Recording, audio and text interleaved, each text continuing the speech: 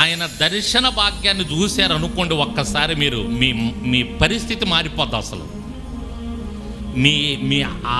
మీ అలవాట్లు మారిపోతాయి, మీ ఆలోచనలు మారిపోతాయి. అసలు ఈ లోకపు ఆలోచనలు ఉండవు, ఈ లోకం మీద ఉండవు ఆలోచనలు. మీకు మీ ఆలోచనలు మారిపోతాయి, మీ అలవాట్లు మారిపోతాయి, మీ పరిస్థితులు మారిపోతాయి, మీ పద్ధతులు మారిపోతాయి.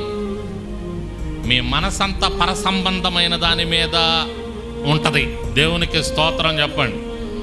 అర్థమవుతుందా నేను చెప్పేది?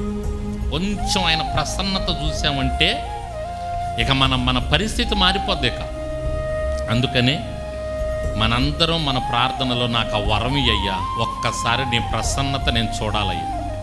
ఏం చూడాలి మనం? ఒక్కసారి నీ ప్రసన్నత చూడాలయ్యా. ఆ ప్రసన్నత చూస్తే మా బ్రతుకులు ధన్యమైపోతాయి ప్రభు, నీ కొరకు మేము జీవిస్తామయ్యా అని చెప్పి మనం ఆ విధంగా ముందుకు వెళ్తాం.